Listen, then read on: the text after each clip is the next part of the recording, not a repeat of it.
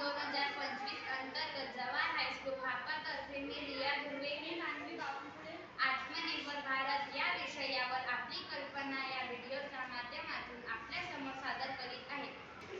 आपला भारत देश कृषी प्रधान देश म्हणून ओळखला जातो. आपल्या देशातील 50% पेक्षा जास्त लोकसंख्या शेतीवर अवलंबून आहे. शेती ही भारताच्या अर्थव्यवस्थेची कणा मानली आहे.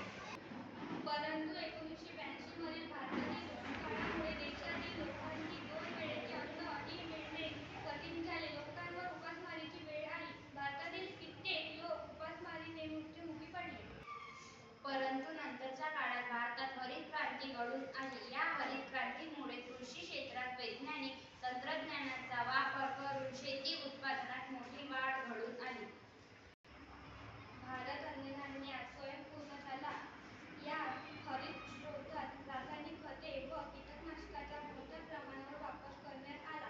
परिणामी दिवसेंदिवस शेतजमिनीची सुपीकता कमी झाली. रासायनिक खते आणि कीटकनाशकांमुळे जलस्रोत दूषित झाले. मानवी आरोग्यावर विपरीत परिणाम होऊ लागले. हे अन्न सेवन केल्यावर कर्करोग, अल्सर, हार्मोनल असंतुलन यासारखे मानवाला आजार होऊ लागले. सन 1990 ते 2023 दरम्यान कर्करोगाच्या आजारात 26% वाढ झाली. लोकांना प्राण गमवावे लागले.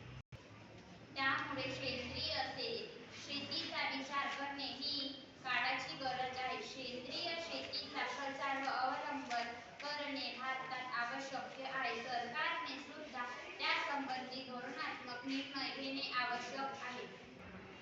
शेतकऱ्यांनी सेंद्रिय शेतीतून पिकवलेल्या फळे व भाजीपाला सरकारमार्फत निर्यात करता येईल का यावर विचार करणे अत्यंत गरजेचे आहे.